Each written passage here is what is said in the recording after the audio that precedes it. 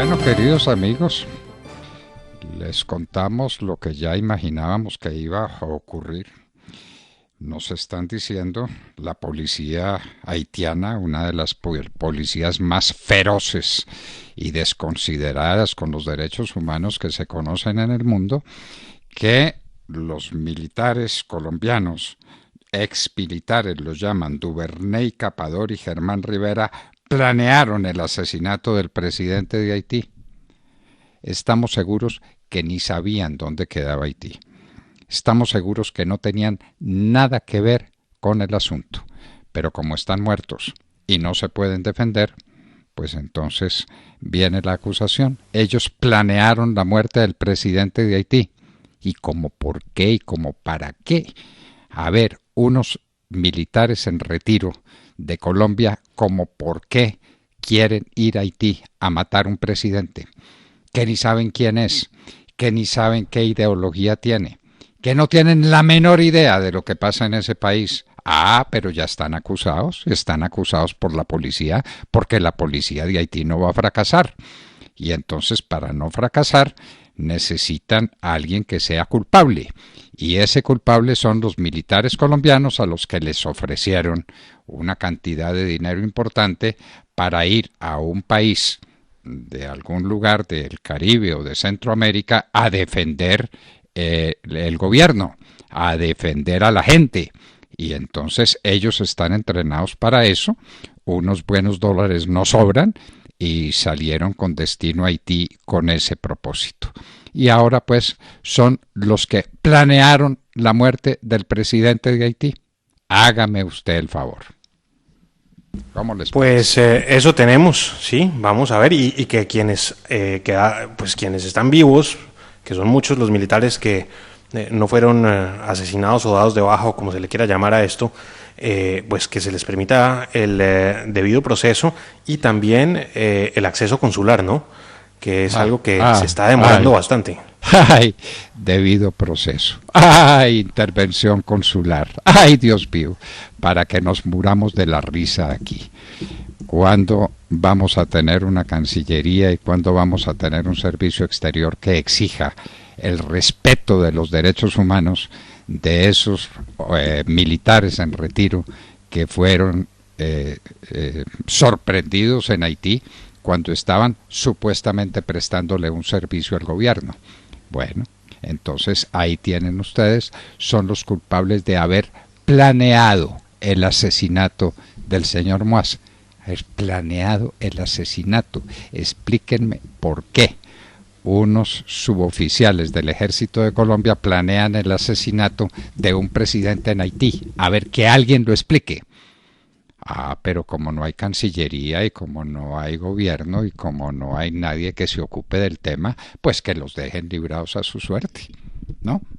Que sabemos cuál es la suerte que van a tener. Estos que planearon ya están muertos. En Haití, además. No, los que planearon ya están muertos. Es lo que están diciendo. Ellos, los muertos, fueron los que planearon el asesinato del presidente de Haití. Hágame usted el favor. Hágame usted el favor y me dice si estos señores sabían dónde quedaba Haití y quién era el presidente y por qué había que matarlo. A ver, expliquen, den alguna explicación racional. No importa, no importa. Ya lo dijeron, entonces a los muertos ya los condenaron. A los vivos les darán el tratamiento condigno, el que da la policía haitiana y el que se recibe en las cárceles haitianas. Y como no vamos a defender a los militares colombianos y como no vamos a exigir el respeto de sus derechos humanos en este proceso, pues que hagan con ellos lo que quieran y la policía haitiana se lava las manos, se salva de cualquier acusación y entonces nunca se sabrá por qué quisieron matar al presidente de Haití, porque lo quisieron matar unos colombianos que no sabían, por Dios, estoy seguro, no sabían dónde quedaba Haití. Pues tremenda novela de nunca acabar, con un montón de personajes. También se habla del primer ministro de Haití que dicen las autoridades norteamericanas podría ser uno de los autores intelectuales de este asunto, bueno, que se llegue hasta el fondo del asunto y a los connacionales que están allí detenidos que se les den todas las garantías en un país como Haití. Ay, Dios mío, ay, Dios mío, las garantías que les van a dar. Ay, Dios mío, la intervención del gobierno colombiano en esa materia para defender a suboficiales en retiro de las fuerzas militares de Colombia. No los defienden aquí, no los defienden de la JEP, no se preocupan por ellos aquí, se van a preocupar por ellos en Haití. Válganos Dios. No, muy difícil, muy difícil. Bueno, ya que tenemos la mirada puesta en el Caribe, los invito a que comentemos un poco la situación que se vive en Cuba. Es que ver que el régimen cubano, comunista, ahora al mando de Díaz-Canel, cede de alguna manera ante las presiones de las protestas es algo único. Y ceden permitiendo, ¿cómo estará la situación de hambre en la isla, en Cuba?, que permiten ahora que cualquier persona que llegue al país puede importar, si lo lleva consigo como acompañamiento de viaje, puede importar cuantas medicinas y cuanta comida quiera. Algo verdaderamente increíble y que también da cuenta de la situación de hambre y de pobreza y de salud tan afectada que se vive en esa isla, en donde pues aquí en Colombia la izquierda siempre dice que es una maravilla, que el sistema cubano en salud es buenísimo y demás. Bueno, tan bueno es que, mire, están rogando que la gente llegue con medicinas en la maleta. Bueno, eso ya es una ganancia, pero falta tanto. La gente sigue clamando en las calles libertad, libertad. Eso es lo que pide el pueblo cubano. Pero la cosa está tan seria que ya el gobierno cubano, que normalmente no da su brazo a torcer y que ejerce violencia inusitada contra todo el que proteste, ya empieza a darles concesiones. Y una de ellas es que puedan llevar en sus maletas desde cualquier lugar comida, medicamentos. Por ejemplo, los cubanos que viven en la Florida podrán llegar con sus maletas cargadas hasta donde lo permitan las líneas aéreas de alimentos y de medicamentos indispensables para una gente que se muere de hambre y que se muere por falta de medicamentos. Increíble, increíble. Bueno, y a propósito de abastecimiento, noticia de último minuto, ha llegado a Colombia un cargamento, finalmente, el cargamento que tanto se estaba esperando ayer, o parte del que se estaba esperando ayer en realidad, de 132.210 vacunas, lo anuncia el ministro de Salud, Fernando Ruiz. Bueno, algo es algo y mucha gente esperando la segunda dosis en medio ahora de una polémica inmensa desatada por cuenta de una acción de tutela. Bueno, entonces ahí tenemos, porque hubo una tutela que fue recibida como tenía que ser recibida por el juez de tutela. Señor, es que la segunda dosis hay que aplicarla como dice el fabricante, no como se lo invente el doctor Ruiz. No, el doctor Ruiz no es un científico que pueda corregir al fabricante de la vacuna Pfizer. Y la vacuna Pfizer dice cuántos días después hay que poner la segunda vacuna. La que ya recibimos muchos, cuando había segunda vacuna. Pero es que ahora no están llegando las vacunas de Pfizer, entonces ¿qué hacer? Claro, y es que la estrategia del gobierno nacional ha sido la de estirar un poco los tiempos para lograr que muchas más personas tengan la primera dosis, al menos la protección parcial que da una dosis, pues logrando llegar a una mayor cantidad de población. Y bueno, dicen desde el Ministerio de Salud que hay casos como en el Reino Unido en donde se está haciendo eso, como países donde Canadá, donde se está alargando muchísimo el tiempo de la segunda dosis, y que es normal. Lo cierto es que el fabricante, Pfizer, pues recomienda 21 días, el INVIMA ha autorizado la vacuna con la segunda dosis a los 21 días y pues lo que está probado científicamente por cuenta del fabricante es lo de los 21 días. Por eso es que pues el accionante en este caso ha exigido que se respeten los tiempos de la aplicación del biológico. Muy bien. ¿Tiene algo que contarnos de Mar que está tan callado? ¿Qué le pasa? Bueno, para contarles tengo muchas cosas, ¿no? Lo estoy escuchando atentamente hablar del tema de Cuba. Como dice ¿Por dónde quieren empezar? Como dice la ranchera, no me amenaces. Pero espere, Demar, es que de Cuba les tenemos un audio divertidísimo. Bueno, llega en realidad de Venezuela, es Diosdado Cabello, justificando o tratando de tapar que las protestas en Cuba son protestas. Pero escúchenlo ustedes, si les parece, para que saquen sus propias conclusiones. Escuchen. Y cuando tú sumas a eso los hechos de Cuba, caramba, un hecho mediático, absolutamente mediático. Un hecho que lo que salía en las redes no tiene nada que ver con la realidad. Gente que estaban celebrando la Eurocopa y sacaban esa foto como que estaba ocurriendo en Cuba o en Argentina, que estaban celebrando la Copa América. Y tomaban la foto de lejos, ¿no? Y sin vergüenza de ningún tipo, pues. La exponían, miren Cuba cómo está. Y resulta que no, el mismo presidente se fue a las calles en Cuba. No entienden que son 60 años de bloqueo como para que ahora vayan a pensar que 5 Twitter o 5, ¿cómo le dicen?, influencers, vayan a acabar con la revolución cubana. Desde aquí nuestra solidaridad, nuestro apoyo, nuestro cariño, nuestro respeto al pueblo cubano. Bueno. El segundo al mando en Venezuela, justificando eso, diciendo que no, que era que la gente celebrando Eurocopa. Hágame el favor en Cuba. Ay, Dios mío, pero bueno, lo dice y el pueblo cubano tiene la obligación de aceptarlo, porque si no ya saben lo que se les espera. Ustedes vieron el video del muchacho que asesinan en una calle en Cuba, donde un bandido de estos le hace unas advertencias y el bandido que está al lado saca la pistola y lo mata. Sí, señor. Sí, señor.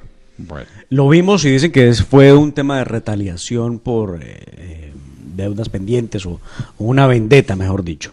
Eso es lo que se dice en las redes sociales. Una vendetta.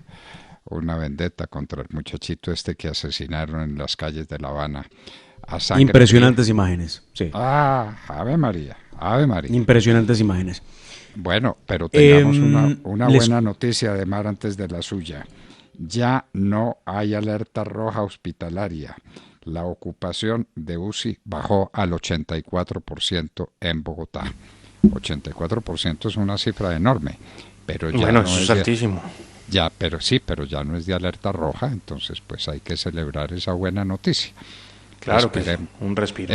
Esperemos pues que las marchas y las manifestaciones del 20 de julio no nos vuelvan a encaramar otra vez en esta estadística atroz de contagiados y de muertos en Colombia. Pues la noticia mía también es buena noticia. Muchos no sabrán qué camino van a tomar en estas elecciones presidenciales, doctor Fernando Sergio de Oyentes, pero ya tenemos una de esas candidaturas que pareciera ya se va destrabando, ya va viendo la luz al otro lado del túnel, y es que el exministro santista Juan Carlos Echeverry lanzó de manera oficial la plataforma con la que busca recoger las firmas para impulsar su candidatura a la presidencia de la República. Dijo Echeverry que, recuerden ustedes, ¿no?, fue directivo importante, presidente de Ecopetrol, que los temas eje de su campaña van a ser los de seguridad y educación, también empleo, que serán los que van a los que va a impulsar, los que va a trabajar y presentará ante la opinión pública. Él dijo que lo haría por firmas, que esperaba que el Partido Conservador por lo menos le apoye en la intención de su candidatura. Él dice que quiere ser... A ver, Demar, pero entonces es candidato del Partido Conservador para conseguir firmas, pero no es candidato... Claro, es que ahí hay una contradicción, ¿no? Ahí hay una contradicción. No, lo que pasa es que, miren los términos. Miren ustedes lo eficiente o lo complejo del sistema. Este tema de las candidaturas o las precandidaturas con firmas ya lo habíamos visto con Germán Vargas Lleras, y es una opción que se tiene inclusive por parte de estos aventajados de utilizar el tema de las firmas para recoger dineros que no van reportados directamente al tema de campaña. Porque se necesita mucho recurso para poder recoger dinero para las famosas firmas, asunto que no va a interferir en los topes de campaña para cuando sea candidato oficialmente hablando.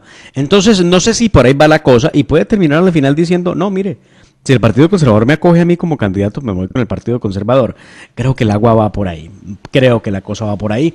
Por ahora, él dice que se quiere convertir en una verdadera opción política, una opción que transforme y que trabaje por los 50 millones de habitantes que tiene Colombia. Bueno, Vamos a ver. Y para regar mermelada sobre toda la tostada.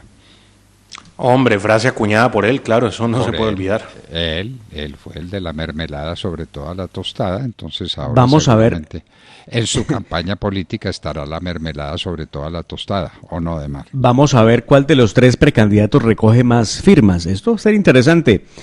Y les pregunto a ustedes, Roy Barreras, Juan Carlos Echeverry o nuestro excomisionado de paz, El duquista. Miguel Ceballos.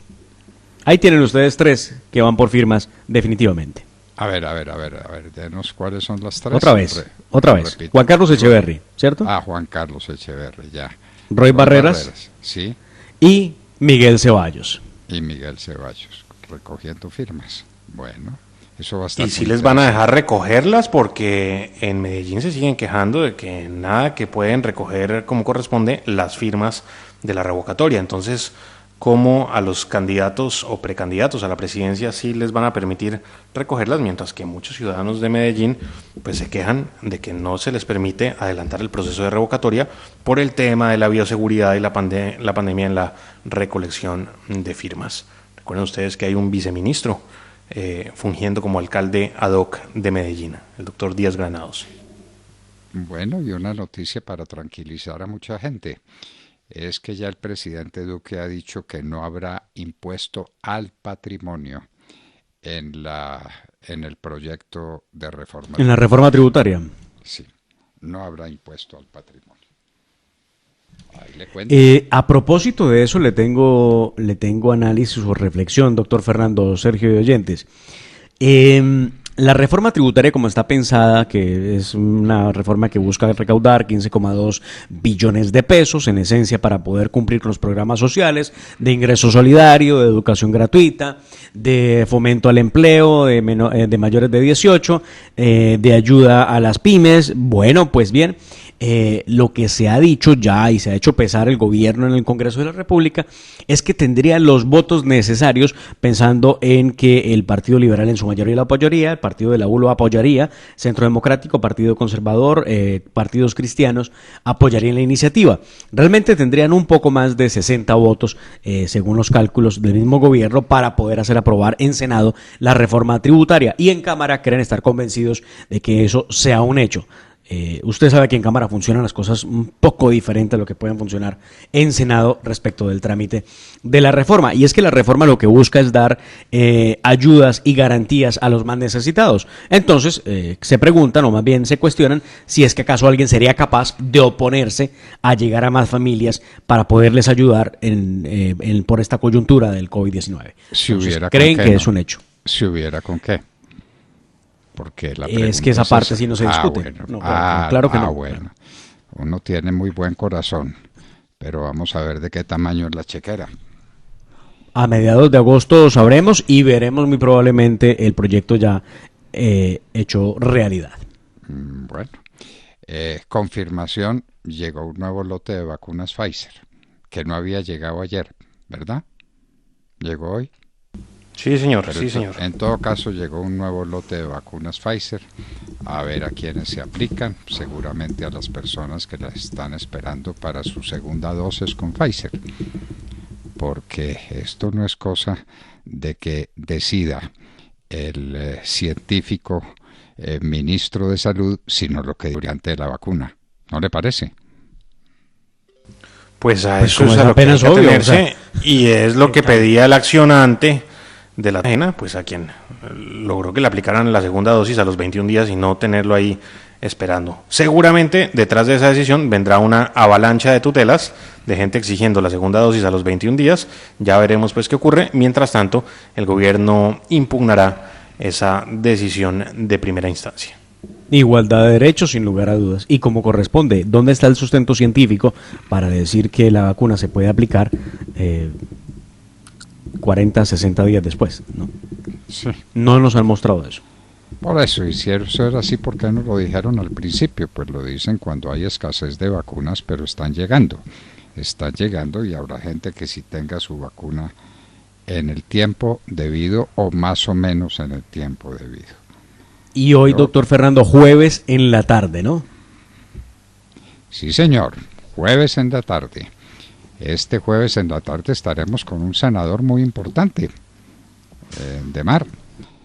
Sí, señor, se trata de Alejandro Corrales, que nos acompañará hoy en el jueves en la tarde, en la hora de la verdad. Los temas de la política nacional, lo que pasa en el Centro Democrático, lo que está pasando en el Congreso de la República, su defensa sobre el agro colombiano, porque si hay un sector que está en grave peligro es el agro colombiano por cuenta de ciertos sectores de la extrema izquierda que no creen en la propiedad privada, que creen que hay que seguir persiguiendo al generador de empleos en el agro. Bueno, hay mucho de qué hablar con él respecto de eso.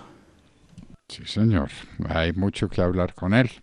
El tema cafetero se lo destaco, que es un tema en el que es persona de una importancia fundamental. Vamos a ver qué pasa con la gente que está sembrando café y que no lo podía exportar por Buenaventura. A ver si eso ya se normalizó, si está saliendo normalmente el café, si se volvieron a atender los mercados externos, porque uno pierde un mercado y cuando lo recobra, ¿no? No, pues vaya, búsquelo, vaya, consígalo otra vez. Bueno, muy bien, muy bien. Entonces, dice por aquí una persona que está trabajando en estos temas digitales. Pacho alerta, qué desgobierno el de Bogotá, insegura, con una pandemia mal manejada, vandalizada, quebrada, desempleada, llena de huecos, trancada, sin arte ni cultura, con un canal capital debilitado. Sigan el listado. Bueno, Pacho Alerta, nuestro colega en RCN Radio, sí señor. Muy bien, entonces manéjeme pues esos problemitas, porque la situación no está para reír. ¿Que tienen ustedes más cosas? Porque yo sí las tengo. Tenemos invitado esperando en línea ya, doctor Londoño. Tenemos a nuestro invitado. Y es un invitado muy especial porque viene nada menos que de Chile, el país que fue el más productivo, el de mayor desarrollo, el de mayor crecimiento económico, el de mayor combate contra la pobreza, hasta que vinieron estos ataques que uno no sabe, pues sí sabe de dónde vienen y cómo vienen, qué es lo que está pasando en Chile. En un minuto estaremos con Axel Kaiser, abogado y escritor chileno. En un minuto.